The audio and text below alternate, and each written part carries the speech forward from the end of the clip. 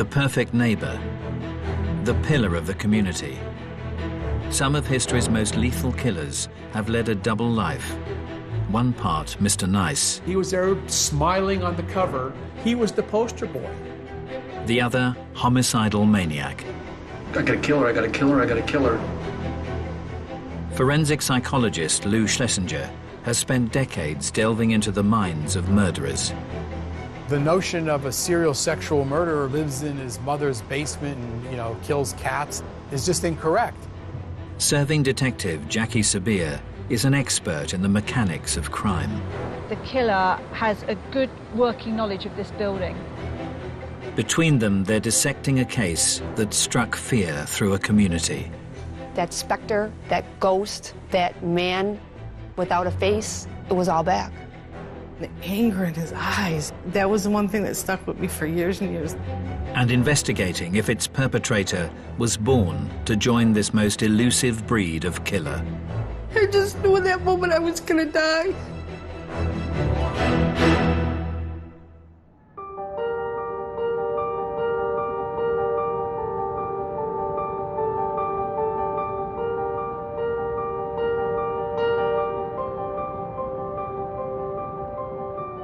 With over 20 years' experience in homicide, Detective Jackie Sabir has headed up some of Britain's most high-profile murder cases. She's in the suburbs of Buffalo, the unlikely site of a crime that sent shockwaves through western New York. One of the really special and exceptional things about Buffalo is actually the stability of the community here. People feel safe, and people that grow up here often come back here to raise their children. There's a good standard of living, there's stable employment, even through some very difficult economic times. And nowhere is this sense of tranquility more apparent than in the idyllic neighborhood of Amherst. Amherst has been voted one of the safest communities in America. It's a picturesque community, a community of affluence. It's where most families aspire to move or live in. Just a very nice place to live and to raise kids. Each year, the beautiful setting also attracts over 30,000 students. It's home to one of the largest universities in New York State, University of Buffalo. As most campuses do, it has a jogging or biking trail fixed to it. It runs along Elka Creek, and it's a beautiful paved trail that you can run, bike, rollerblade. During the fall of 1990, second-year communications student Linda Yalem had been making the most of the green open space.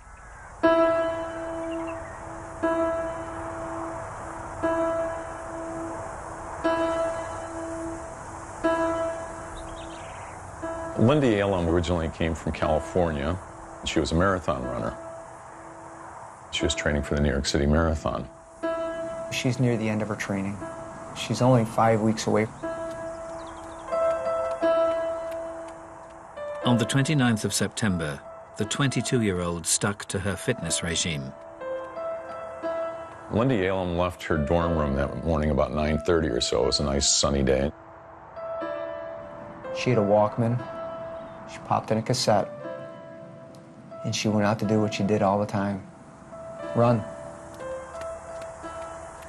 Her roommates were expecting her back in a fair amount of time, and she just never came back.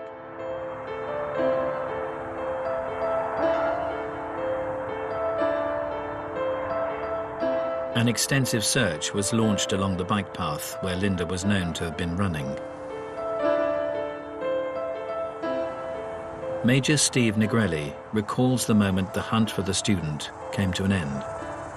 They stretched this whole 5-mile path, searching the path, the woods, and where we're standing now, Linda's body was recovered.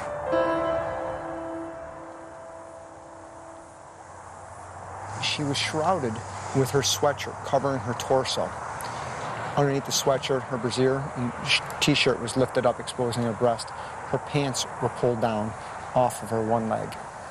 Was there any signs of defensive injuries? She had numerous injuries upon her face, in her body, abrasions and bruises that indicated that she did try to fight her assailant. Despite her efforts, Linda's assailant cruelly controlled her.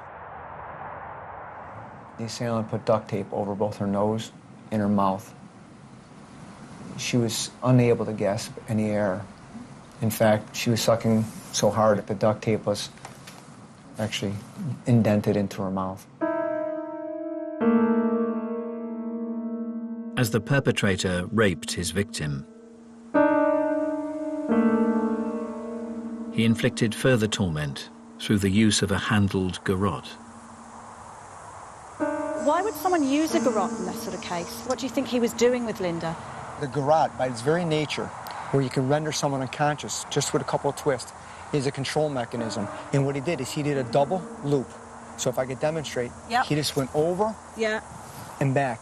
And just by one hand, because now he had both broomsticks in his hand, he's able to tighten the garrote and bring his victims in and out of consciousness. They left signature garrote marks, ligature marks across her neck. You're very close to your victim. You're going to be looking in their eyes, aren't you? You're going to be able to see what you're doing to them, aren't you? That's correct.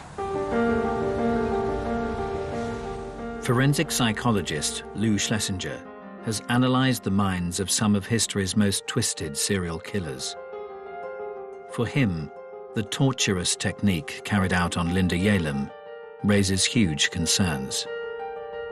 When you use a ligature or manual strangulation to kill someone, that tells me it's personal, because it's an inefficient way to kill somebody. It takes a long time. They could fight their way out of it.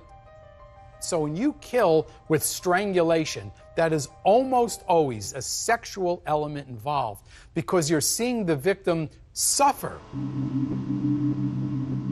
And strangulation has been the sordid choice for a class of killer who only get their kicks out of this sadistic MO.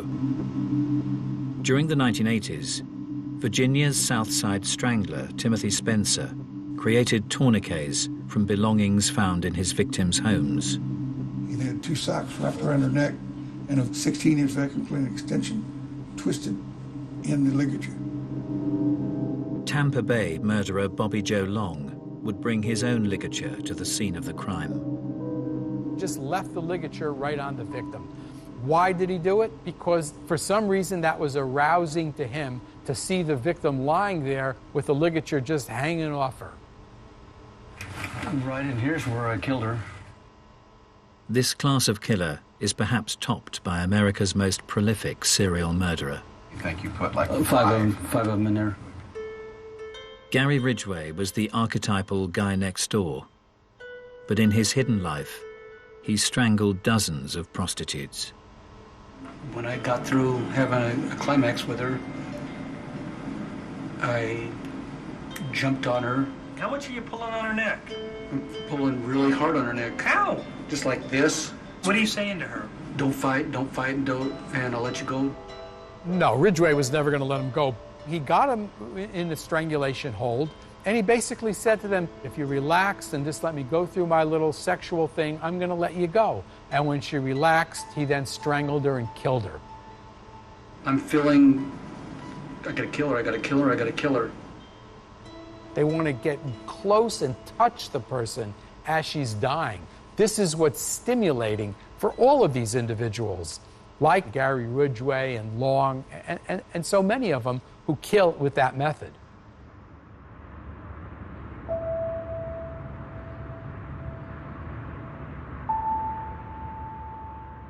In 1990, in Amherst, Buffalo, the community had been shattered by the strangulation of student Linda Yalem.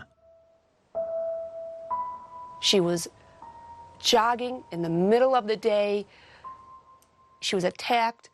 No one saw her coming or going. No one saw the attacker coming or going. How does that happen?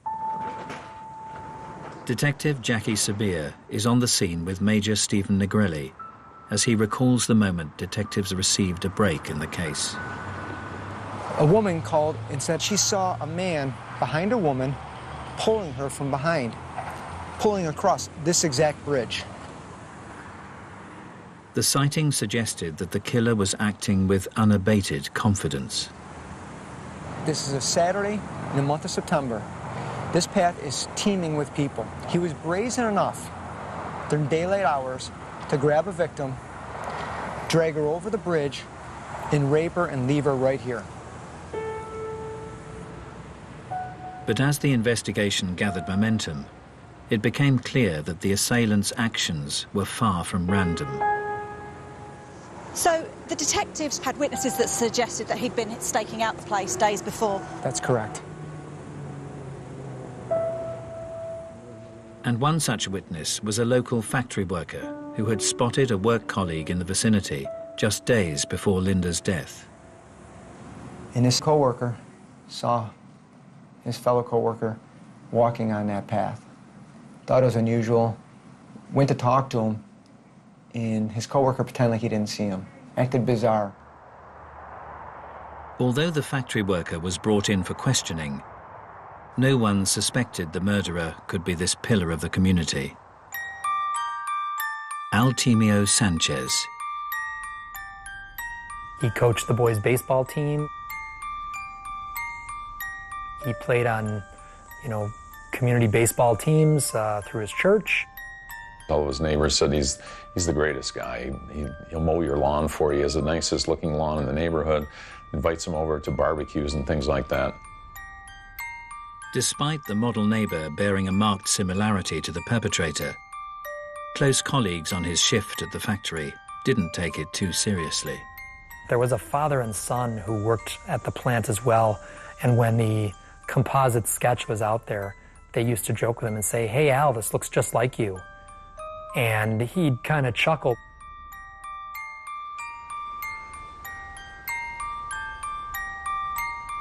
The residents of Buffalo couldn't imagine that the perfect husband and all-round good guy was concealing a double life.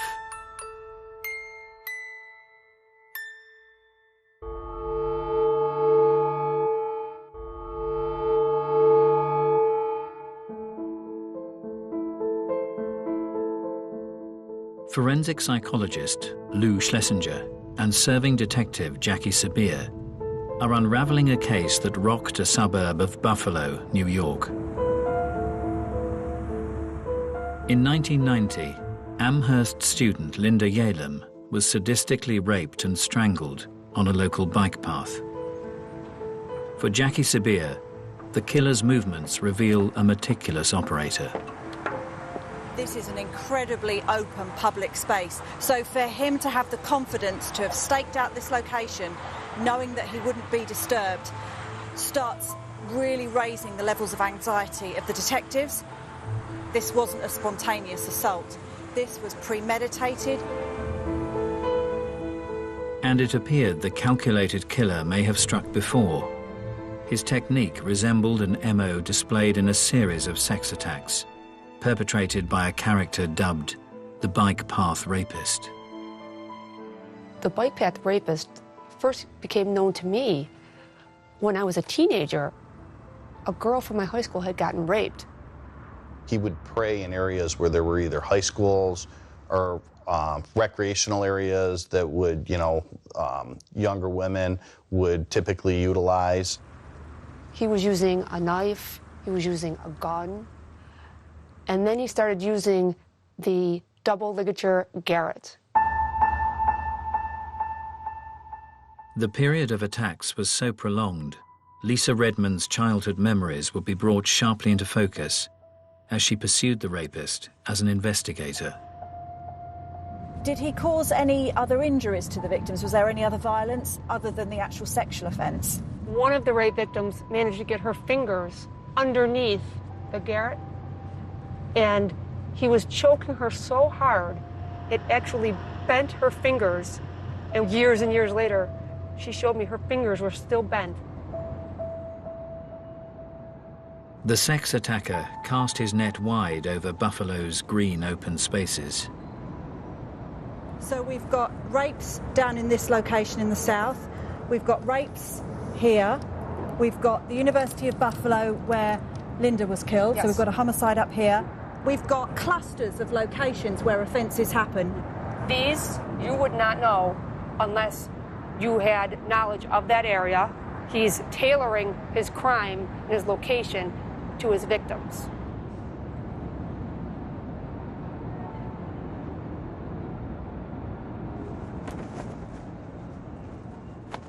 In 1986, 17-year-old Hamburg schoolgirl Susie Coggins would experience the terrible wrath of the rapist firsthand. I was walking to a 9 o'clock class. That day I was running late, so I had to cut through all the bike paths to get to school so I wouldn't be late. I heard someone running through the woods. I turned over my shoulder to look, and I saw this guy. I saw the rope in his hand, and I thought, he must be running his dog or something. But the perpetrator wrapped the rope round Susie's neck, lifting her off the ground. When I went up in the air, I couldn't breathe. Everything stopped in that time, in that moment. And then he started dragging me back into the woods. And the anger in his eyes, that was the one thing that stuck with me for years and years, those eyes, the way he looked. Once in a secluded spot, the rapist broke his silence. He just asked me how old I was and if I had ever had sex before. I just kept thinking about my family. I'm sorry, I just kept thinking, I'll never see my family again. I'll never see my friends again. I just knew in that moment I was going to die. Susie was then subjected to a prolonged rape. When he was finished, and I'm like, well, what happens next? And he says, nothing. I felt like there was some guilt in his voice. And yeah, his energy changed completely from the beginning of it till the end of it.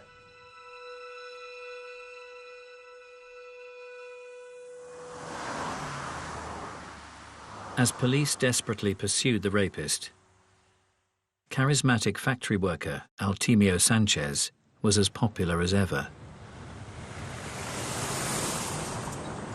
He was a jock. So people at work loved having him on their softball team, running with him, golfing him. He was an outstanding golfer. He was a guy that guys wanted to hang out with. Despite his jovial demeanor, Altemio Sanchez's start to life had been far from happy. As a child, he struggled academically, but Sanchez would insist his biggest challenge was out of school, living with his alcoholic mother. She would frequently remind Al, you weren't wanted. She openly told him during his life, when she was pregnant with him, that she actually bought a kind of a concoction of drugs that would induce an abortion and use those drugs during her pregnancy. The unwanted child had been born into a turbulent home in 1958 in Puerto Rico. He was one of 4 children. There was family tension between mom and dad, and I believe dad left when he was very young. I think he was 2 years old when dad left. His mother discovered very early on that his father was having an affair and moved the family to New York City. However, life in the big city didn't offer a fresh start for the Sanchez family. He'd spent a lot of time with his mother living with different men. He one time lived in the back of a car. She allowed various men into her life. He alleges that those men abused him physically and emotionally during that time period. Sanchez stated he also repeatedly saw his alcoholic mother being abused by her violent partner.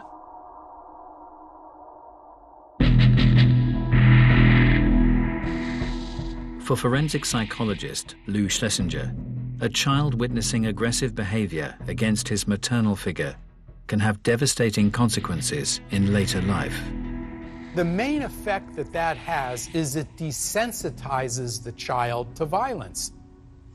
He sees an aggressive boyfriend, an aggressive father figure who treats women like this, and he identifies with the aggressive person rather than identifying with the victim. Many of history's most despicable killers have developed a dysfunctional view of their mothers in their formative years. As a child, the Yorkshire Ripper, Peter Sutcliffe, regularly saw his father humiliating his mother, Kathleen.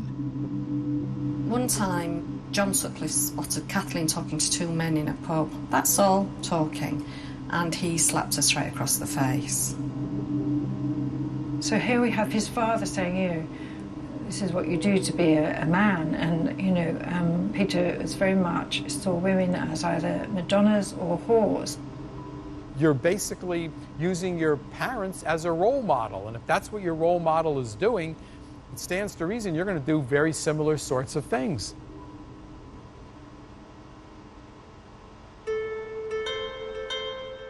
But this crucial mother-son relationship can be affected in other ways.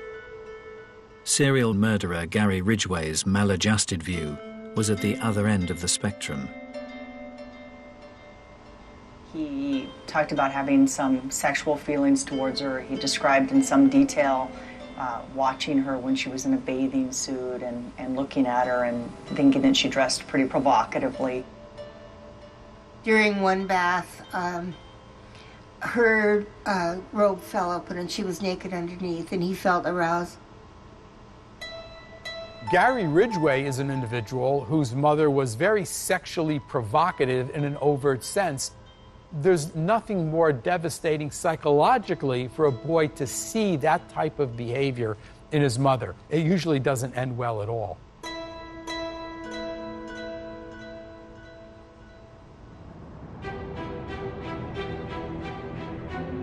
In 1990, in Buffalo, New York, police had connected the murder of student Linda Yalem to a string of brazen rapes committed along the area's bike paths and trails. What made this so bizarre is these were broad daylight attacks. But then, for the next 2 years, the brutal crimes ceased. Poof. He vanishes off the radar.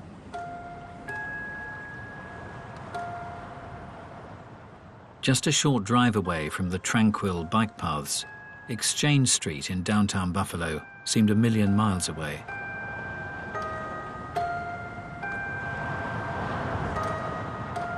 The red light district was worked by prostitute Majane Mazer. Majane Mazer was turning tricks. Sometimes she would stand on corners. A lot of times she would give her number to people and they would call her. But on an October night, the vulnerable 32-year-old was picked up by the wrong man. A John called her. She went out to the curb, got in his car, took off. She was never seen again. Okay, so this is the actual building. Right up to the fence line is where Majane Mazer's body was found. Bless her. Detective Jackie Sabir is joining Lisa Redmond as she revisits an industrial wasteland that in 1992 was the site of a horrific murder. A man actually picking wildflowers found her in the brush. It was not clear like it is now. It was overgrown, and her body, not only was it camouflaged by the foliage, he actually put a piece of corrugated plastic over the top of her.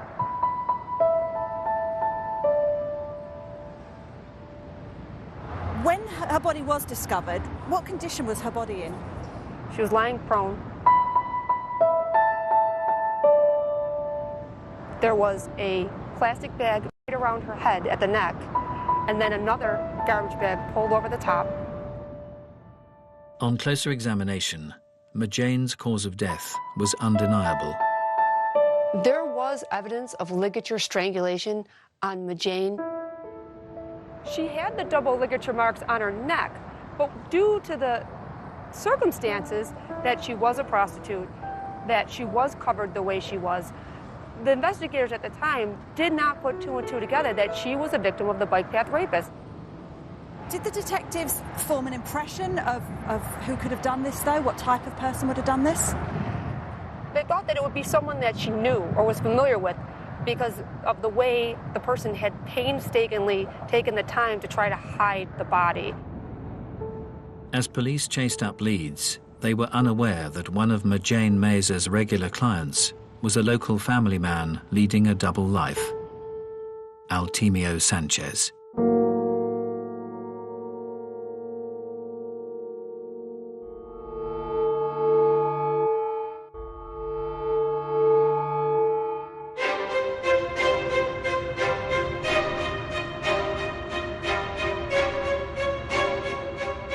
In 1996, in the green suburbs of Buffalo, New York, 6 years had passed since the murder of Linda Yalem. In the wake of her tragic death, the local community was determined the young student would never be forgotten. Because Linda was a runner, there was something created called the Linda Yalem Memorial Run. It's an annual event, and it's to raise awareness about women's safety issues. Before the race would start, there would be a moment of silence, and then a bagpipe would lead the runners down to the starting line. Amongst those taking part in September '96 was competitor 635, local man Altemio Sanchez. It turned out that Altemio Sanchez was a bit of a runner. He belonged to the running club at American Brass. It was seemingly a typical act for one of the community's all-round good guys.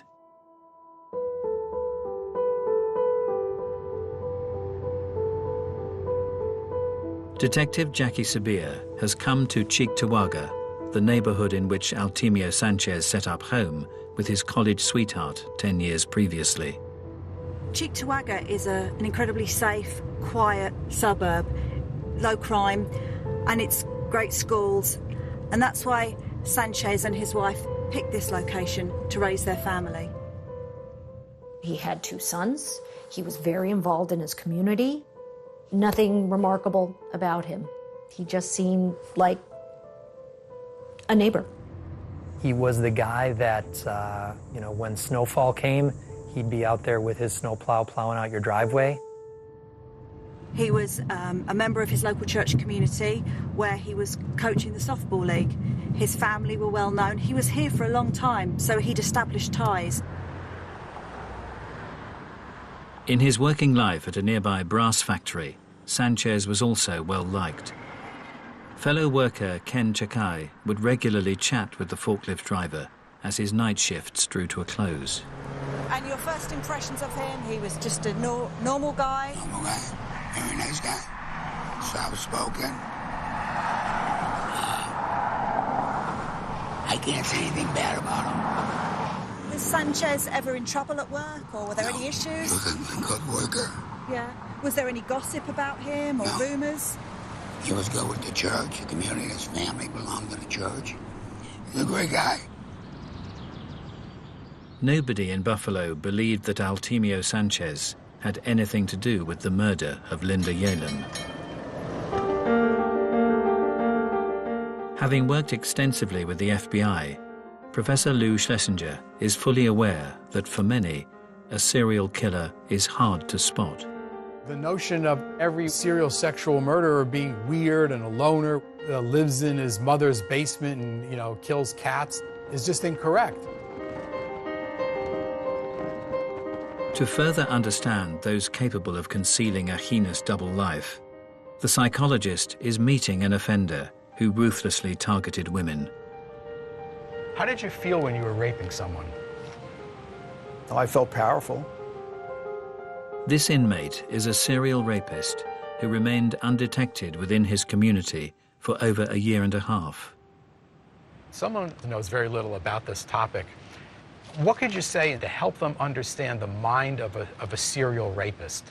For me, I hated myself. I felt that I wasn't adequate. The sex offense is not about sex. It's about the power and control issues. It's about the self-esteem issues. It's about a person who is desperate to be accepted and validated as a person. While you were raping women, you were in a relationship with women.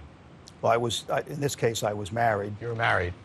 Did you feel you led a double life in a sense that nobody even knew you were capable of something like this? Oh, absolutely. Tell us about it. I had regular work. I worked hard. I was responsible. I enjoyed activities with other people. When different people that knew you from the community and whatnot realized what had happened, were they pretty shocked? Oh, yeah. Yes. Didn't have a clue that you were capable of this. In fact, I remember the prosecutor during the case made a statement in court that, you know, in all other aspects of my life, this is the guy you would want your daughter to bring home, because I was a steady Nice guy. person. Right.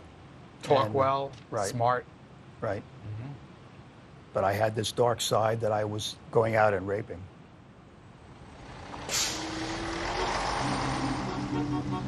In his work as a profiler, Professor Lou Schlesinger has also experienced this chameleon-like ability in a class of killer that remained invisible to all around them. There's a large group of serial sexual murderers who have families and are married and work and have friends and acquaintances. She got sick, got her a glass of water, comforted her a little bit, and then went ahead and tied her up, and then put the bag over her head and strangled her. Over a 30-year period in Kansas, Dennis Rader murdered 10 people. All the while, the respected scout camp leader hid an assortment of sordid behavior, frequently tying himself up within the local woods. He was very big into autoerotica. What he did was to leave the campsite where the Boy Scouts were, and then he attached a camera on a cord and would take photographs of his accomplishments. Most people believe they can detect deviancy and particularly danger in others when they really can't in some cases.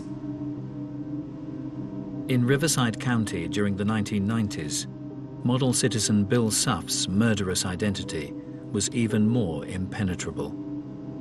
He was supplying equipment to the police department, the same police department that was investigating him. A homicide victim was found one morning when two of the investigators were with Bill, and their pager went off, and Bill made the comment to them, "Oh, did you find another body?"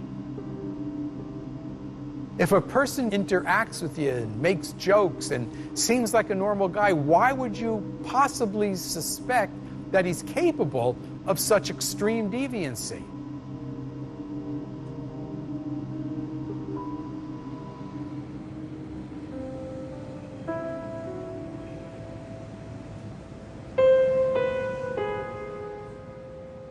In 2006, in Buffalo, New York, over a decade had passed since the bike path rapist had last struck. As time went on and there were no more attacks, I really believe that the community became less guarded. They believed that maybe he left the area, was in prison, or possibly dead. Collectively, the community still had it in the back of our minds.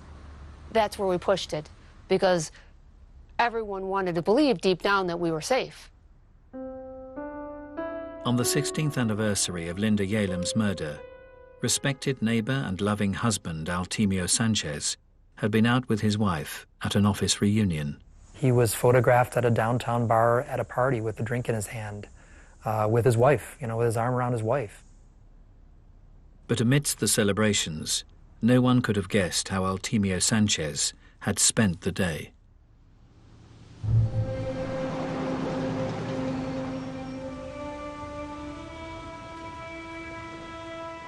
A few hours earlier, in nearby Clarence, it had been a typical Friday morning for mother Joan Diver and her young family.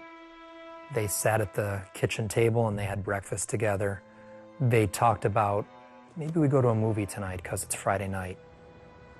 She had dropped her 5-year-old off at daycare and decided on a beautiful September day to go for a jog in Clarence. Joan parked her car in her usual spot before heading out along the bike path. But as the morning drew to a close, the 45-year-old didn't reappear from her run. At the normal time of pickup for daycare, Mom didn't show. Her son kind of stood at the window and looked out the window like, where's Mom? With no sign of Joan, an extensive search was mounted. Detective Jackie Sabir is joining Steve Negrelli as he retraces its final steps. A couple of Boy Scouts and a scout leader.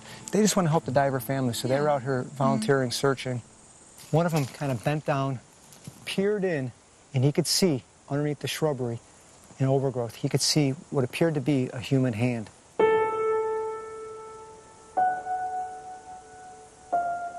It was in fact Joan Diver. What did she actually look like when she was here? And she was laying on her back. Her pants were down.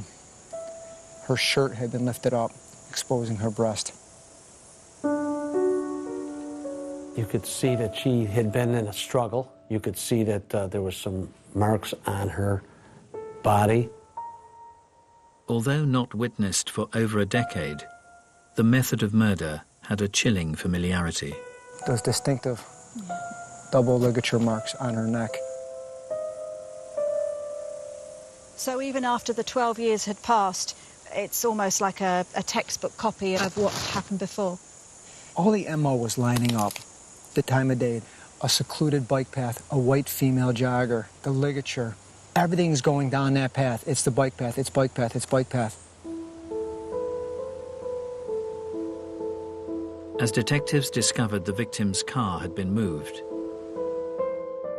lab tests cast out any doubt that the perpetrator had returned.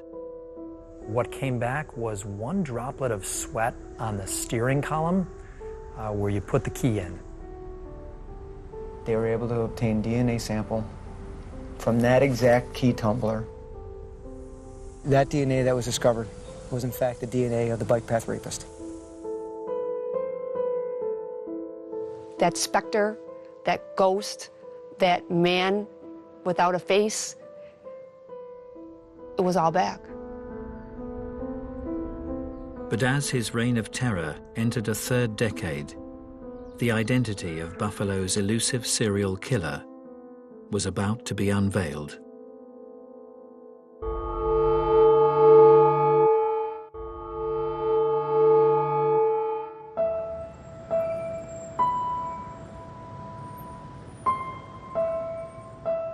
In September 2006, in Buffalo, the murder of jogger Joan Diver had marked the return of the bike path rapist after more than a decade's absence. As a serving detective, Jackie Sabir is in no doubt as to the impact of this tragic development. To come back after a 12-year break would have been an enormous shock to the team of investigators, because you have to relive and pull all of those files again and start practically from the beginning. With a DNA sample indicating an Hispanic male, the list of suspects shrank down until an historic case left just one name. There had been a rape, and the woman had seen the rapist a few days later at the mall, followed him out and got his license plate. As the owner of the vehicle had a cast-iron alibi, the lead had drawn a blank. But years later, as police recontacted him, the owner admitted a relation had borrowed the vehicle. We said, who was driving your car that night? And that's when the first time we heard this name, and he said it was my nephew. His nephew's name has popped up a couple times previous in this investigation. He said it was Altemio Sanchez.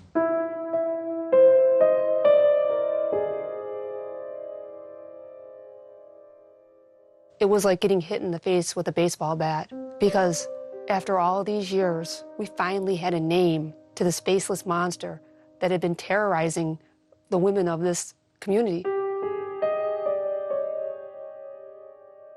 With a direct DNA match, the church-going softball coach was questioned by Detective Lisa Redmond. At first, he didn't believe I was a police detective. It made me show him my badge. His attacks were about controlling women. He couldn't control her. She was in charge. It unnerved him. At one point, he said, "I think you're something else." And I noted that he said something, not someone. You referred to me as something. As news of the arrest spread, local residents struggled to comprehend the identity of the unmasked killer. Neighbors going on TV saying that we had the wrong guy, that we were wrong. Altemio Sanchez's wife, I really don't think that she had any idea what was going on. In the morning, he commits a murder. At night, he's with a work party with her. And while she's pregnant with one of their children, he's out raping, or he's patronizing prostitutes. I don't think she saw any of this madness, that dark side of him at all. The factory night shift workers' colleagues were left equally mystified. When the news came that the bike path rapist was arrested, the one gentleman I interviewed said, "That's great, he's off the streets, finally." And then they said, "You know, it's Al Sanchez." And he swore and said, "Why are you picking on Al? It couldn't be Al." But those who had experienced the dark side of Altemio Sanchez were in no doubt that police had got the right man. I remember running as fast as I could to the TV, and I'm like, oh my God, that's him. And I saw those eyes, and I just remember falling to my knees. I just started crying. It was finally over. It was finally over. Basically, what we had was a monster living amongst us that we never realized was there. In court, Altemio Sanchez would be sentenced for the murders of Linda Yalem, Majane Mazer, and Joan Diver. He's looking like he's a broken man. You know, his head's bowed, you know, his hands are clasped in front of him. Such a slap in the face to see him play that role, because he absolutely was not sorry for any of his victims. He was sorry he was caught. Whilst Altemio Sanchez presented himself as remorseful, other killers who deceived all around them have played out their final acts of freedom in different ways. Gary Ridgway quietly faced his victims. How do you plead to the charge of aggravated murder in the first degree, as charged in count 5? Guilty. Dennis Rader reveled in detailing his heinous crimes. I got on top of her and then strangled her with a belt at that time. But to fully appreciate these cold-blooded killers, Professor Lou Schlesinger believes you have to look to the past.